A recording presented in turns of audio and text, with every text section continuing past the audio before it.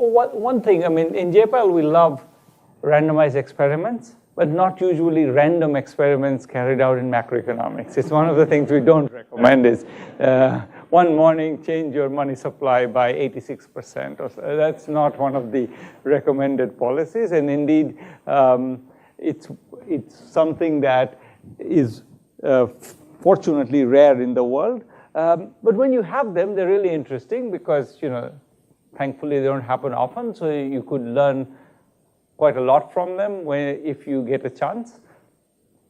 That doesn't mean we should have them, but it certainly helps to understand the way economics work. It's also, I think, topical so that's sort of the big picture maybe. It's also topical because it's something, it'll get you to, or get us to something that I think is of interest also in the local context, which is, does bad economics make good politics? And that's something that we'll come back to at the end. So let me jump in. So what's demonetization? Well, on the 8th of November, when other strange things also happened in the world, you may remember them, there was the government of India decreed that all current 500 and 1,000 rupee bills will be immediately demonetized, meaning they had no more exchange value. You could deposit them in a bank till the end of the year, but there was no, you're not allowed to use them for transactions. You could presumably give it to people, but not transact with them. There was also an evolving policy conversation that involved, what would be, constraints on this process, and one that I think will be important for what I'm going to say, that eventually it emerged that any deposits of over 250,000 rupees will be potentially subject to some investigation. So it was it was not only that you couldn't hold on to the cash, but that it would also, if you put it in the bank, which was legal, they might actually come after you. So that sort of put you in something of a bind if you had many rupees. That was the intention. I'll come back to why. The immediate policy announcement was that right after they will start issuing new bills, and there was a new 500 rupee bill and a new 2,000 rupee bill. It's interesting. I'll come back to why that might be relevant. Now, it was a kind of the implementation was imperfect. There was about a quarter of the right at the beginning. The amount of money cash that was available was a quarter of what it had been demonetized. So suddenly there was just not enough money. I went to the bank. I asked for some money, and they said, we have had no cash in our bank for the last 3 days. And that was a normal state of affairs for many days. ATMs where you could take out money, but that was capped at 2,500 rupees, and many ATMs also didn't have any money. So there was all kinds of reasons why this happened. One was that they hadn't actually somehow managed to print all the money that they needed. Second, they actually, oddly enough, had changed the format of the bills so that the ATM machines could not actually dispense the 2,000 rupee bill, which made it a little bit harder to replace the money. And then there was lots of encouragement to use electronic money instead. There was a massive expansion of the use of electronic money, 14 million subscriptions to Paytm, which is the biggest mobile wallet company, in just the month of November. So that's 14 million is more than the population of many countries. So it's a lot of action. So why did they do it? So it was not wonderfully implemented, and it's not exactly a normal thing to do. I mean, there are many currencies often demonetized, but usually with warning. You're told that over this period, we will phase out this money and then we'll introduce a new money. And that's happened in India a couple of times before and has happened in many other countries. It's not an unusual thing to do. It was the timing that was unusual. So what were the arguments given? Well, one was that Pakistan was printing counterfeit currency to finance terrorism. That was the first explanation provided. It didn't convince many people, since it seemed to imply that Pakistan couldn't buy enough Indian currency on the world markets to finance terrorism. It just didn't seem plausible. After you thought about it for about 20 seconds, you would think that one, I mean, the world, it's a traded currency, just go to the market, buy it. It's not so much money. So that wasn't going to convince people. So the next idea was that you're going to get rid of what in India is called black money. So people have stocks of money which are, illegally acquired or illegally held on to. So either money you got as a bribe or money that you didn't pay taxes on. So this generic category of black money, the corrupt hold black money. So I think as a stock statement, that's presumably true. We'll come back to whether it made sense as a policy. And then that was the second story. That story started to wear thin for reasons I'll come back to in a minute. So then the third story emerged. The third story was that people should be using electronic money. Electronic money is better. And related to that was the idea that it was good to get people into the formal economy. It's good to get people in a place where their transactions can be taxed, for example. So that at least was made sense. Finally, there was the idea that, well, since all these corrupt people, they're not going to dare to put the money back into the bank. Remember, there was this investigation clause that the government is going to gain a lot of resources because the money won't come back to the bank. Since it doesn't come back to the bank, the government will basically, money is a kind of a debt of the government, and so the government will have to get to default on a part of its debt, and that would be very good for the government. So that was the last argument that was brought out.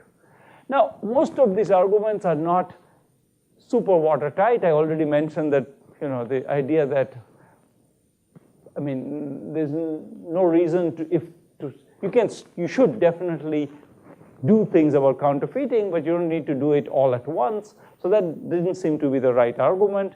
On corruption, what's a bit bizarre is that they issued the 2,000 rupee bill. That seemed like an odd thing to do because in the end, what we care is not so much about the stock of black money, but about the flow. The fact that I can go to somebody and say, pay this money under the table to me.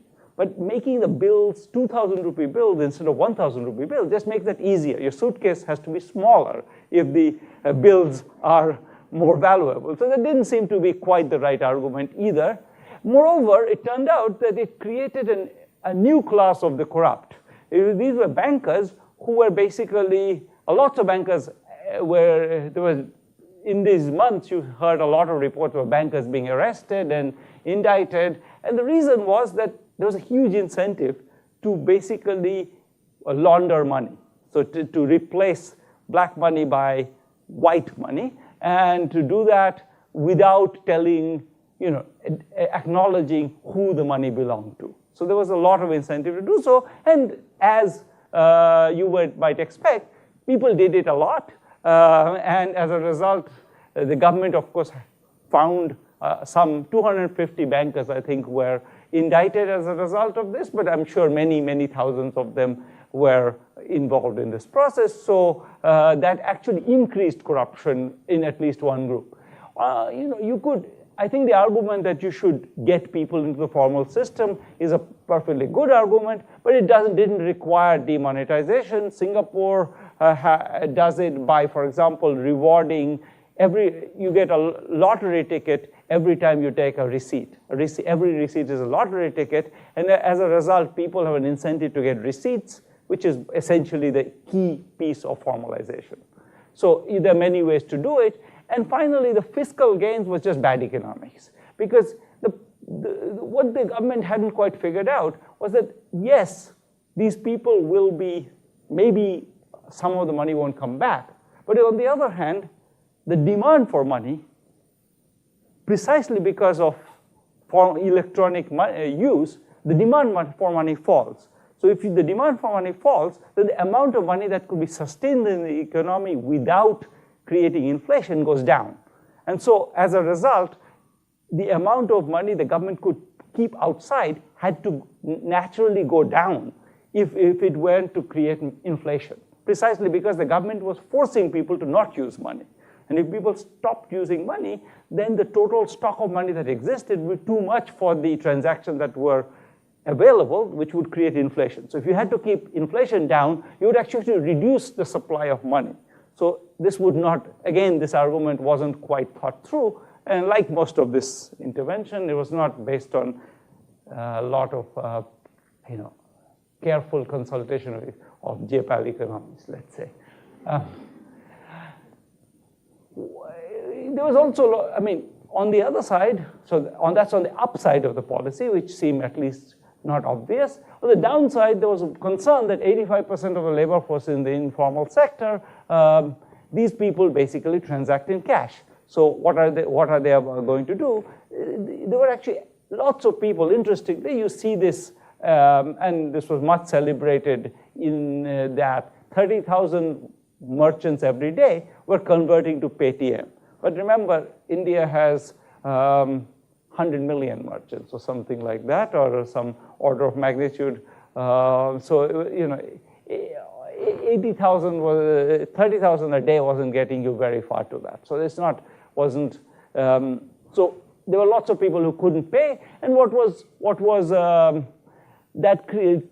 that had the consequence that it could possibly have very large effects, because it's not just that I can't pay someone. When I can't pay someone, that person can't pay someone, that person then, the next person can't pay the next person, and so on. These are what are called liquidity cascades. And so you might actually see very large effects. So that was one of the concerns that economists had. Oops. So let's see. Yeah. So what happened? Let's. So we have some data on some of the things, and I'll try and explain where they came from. So one thing that happened was that all the money came back. This was part of the reason why the bankers went to jail. Is that essentially all the money, it was so much money came back that the Reserve Bank decided that it was politically inconvenient to keep accounting for it, and the finance ministry basically shut down all revelation of how much money had come back. So after it crossed 95%, there was some mention that there might be double counting without an explanation of how the double counting would happen. And with that, all more further disclosures were stopped. And we don't know yet. I've been searching for the new number, but it hasn't come out yet. So my guess is that 100% of the money came back, or something close to that. So there wasn't much, this whole story of, you had kind of have lots of potential fiscal gains wasn't really there. The banking system, peculiar enough, actually suffered as a result of this. Reason was that the banking system in India is broken.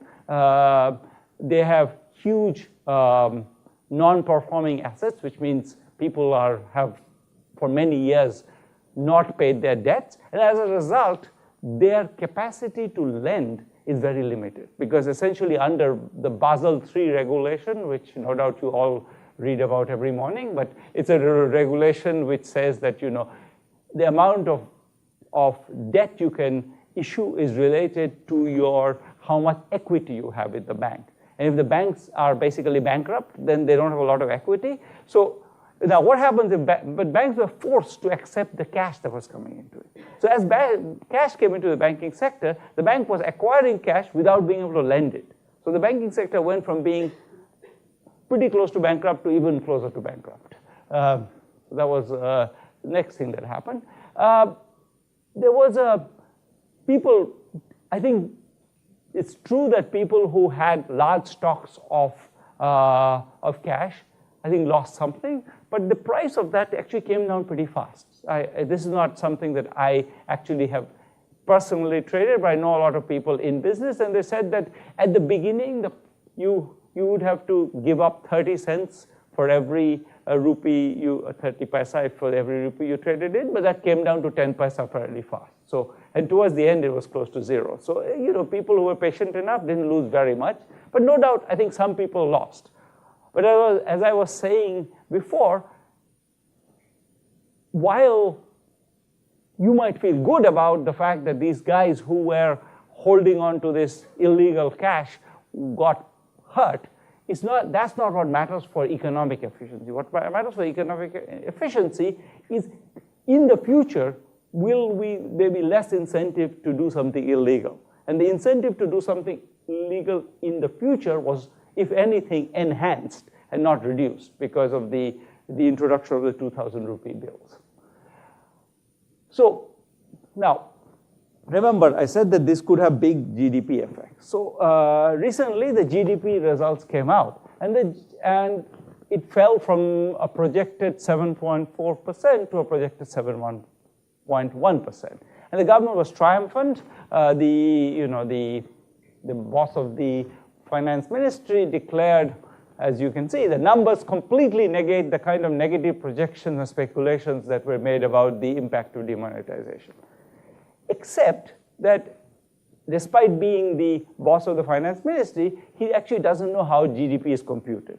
The way GDP is computed in India and in many other countries is that you take the formal sector GDP, which you can easily get because it comes from the accounting statements of the profit and loss accounts of firms, which are quarterly submitted, so you can compute the formal sector GDP. How do you compute the informal sector GDP? Remember, there are millions and millions of fruit sellers.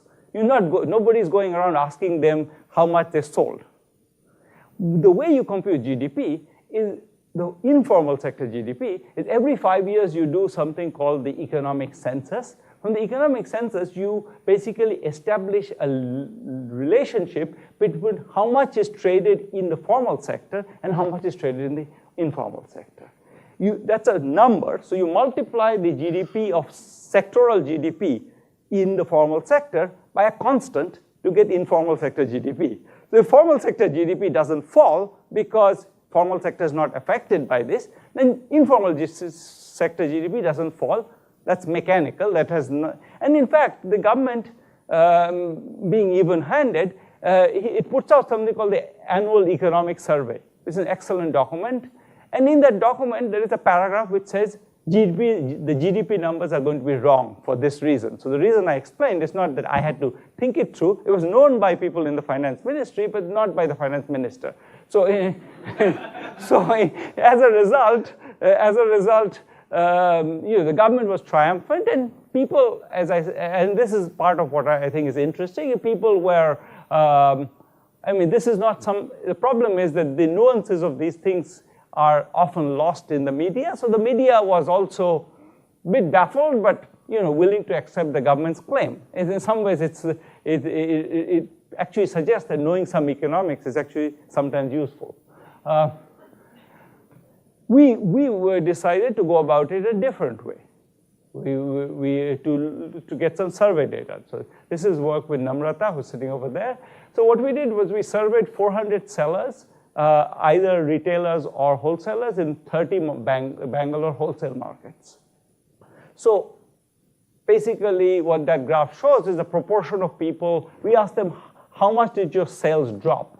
That's sort of kind of a crude way to do it. We asked them in different ways, and they say that, well, on average, our sales dropped by 23%. This is the distribution. So some people said about 30% said no drop, and then the rest say up to 100% drop. So some people had disastrous outcomes, other people had some losses.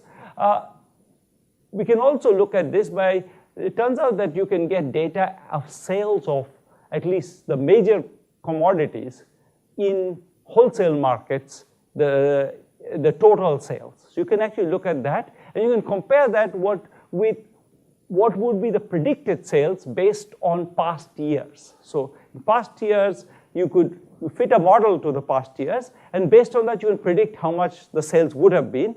Relative to that, we find a 20% reduction. So very consistent with these numbers. So we can also check other things. So we asked them, you know, 10% say that, you know, they were, so these are the fall in how, you know, number of people you're buying from. So 10% less new suppliers, 16% old suppliers, 14% very old suppliers. So they're buying from fewer people. I mean, this is just a sanity check on the data. Are they buying from different people? And why are you buying less? Well, again, they say, you know, people have no money to buy, and I have no money to pay the suppliers. Those are two main answers. That's sort of what you'd expect. They don't have money. That's why they don't buy. So all of this kind of makes sense. There were other costs. So one general measure is that, you know, there was at least in this market, we find this sort of 20% number, 20% reduction in transactions. I did my own informal surveying in some Delhi wholesale markets, and there the number, this was early in November, early in December, and they were saying 30% lower. But that order of magnitude keeps coming up. So I think that's probably not an implausible number.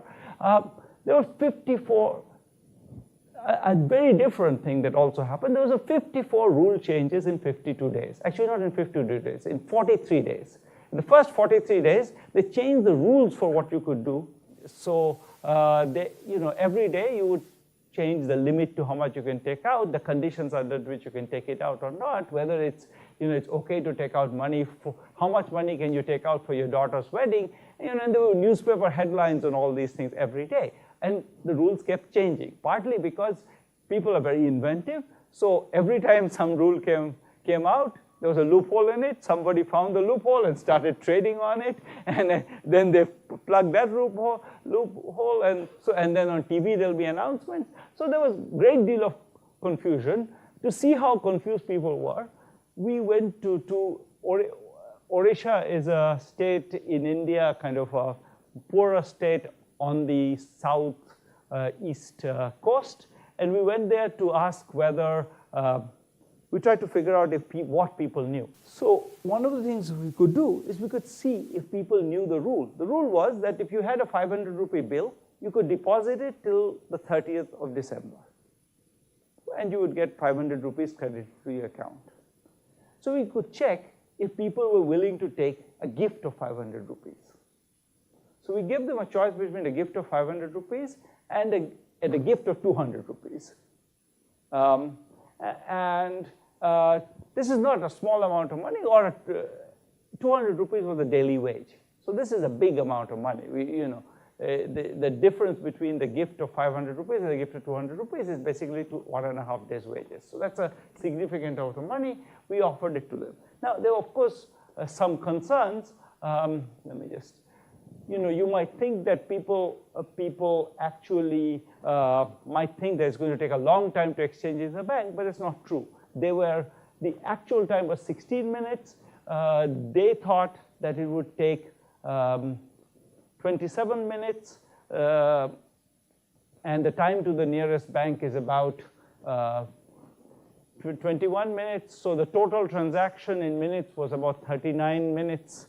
If you add these two up, you get 48 minutes. So it's not, they had a reasonable sense of how long it would take. The actual facts were a little better than they thought it was. They imagined things were worse than they are. But in the end, within an hour, you could get a day and a half wages. So then the question is, how many people took which offer? So that's the, let me just go back to the answer. So the answer is 8% took, there was, in other words, there was lots of confusion about the rules. Essentially, nobody wanted to touch this 500 rupee bill, and the reason why they didn't want to touch it is basically you can't deposit it anymore. It's illegal to hold it. It's black money, etc. So people, and my guess is that this is a symptom of something that happened very generally. There's lots of confusion, and as a result, probably a lot of reasonable economic transactions fell through. Now, this is the kind of the economic picture. I'm actually going to, so now it's interesting how it was received. So on the big picture, in the press, people said this is a bold move, and it was, I think the general view was it's popular. That was very much confirmed, at least superficially, by the elections last month when Mr. Modi's party did very well.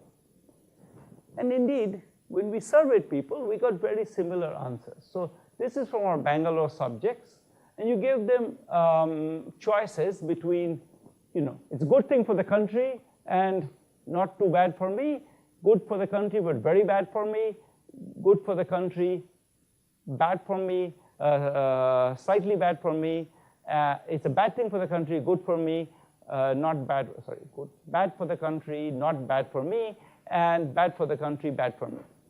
And essentially nobody said it's bad for the country, bad for me. It's people were all only willing to say it's good for the country.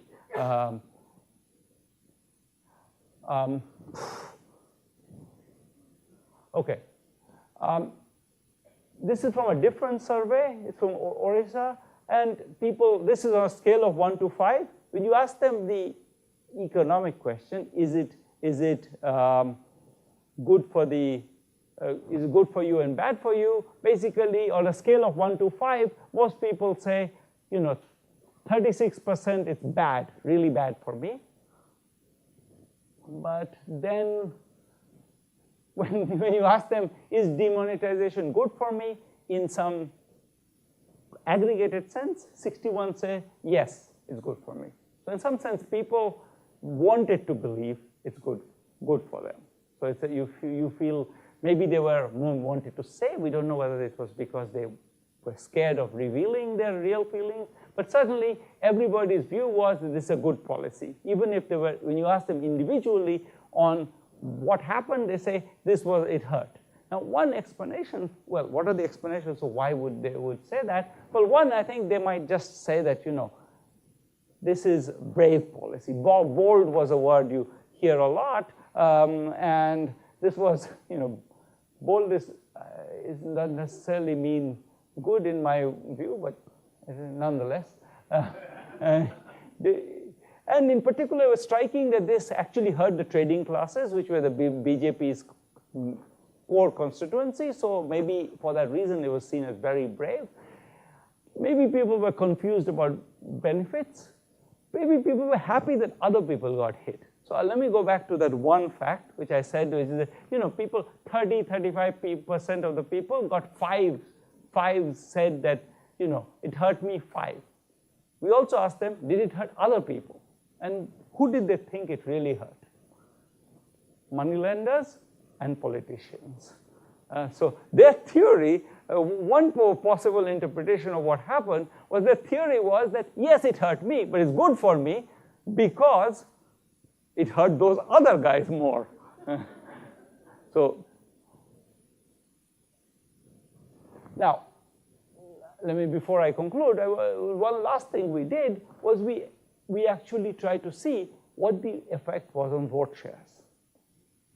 The way we wanted to do it is that, again, go back to what I said before, which is we can take the data at the wholesale market level. We can predict how much sales would happen at the market using the past years and this year's rainfall. We could use this. We know the rainfall in this year. Every year, rainfall, higher rainfall or has effects on crops. So crops. So you need the low rainfall in the local area, and you can predict basically how much. So Namrata and I did this exercise. On average, the number comes back very nicely. The actual sales is 20% lower than predicted sales. So that 20% number comes back quite solidly again. And prices are about 86% of predicted prices. So prices of crops fell because people couldn't buy, presumably. We look at the effect of actual sales. How much was sold in this market, controlling for predicted sales. So, the reason why you want to control for predicted sales is because after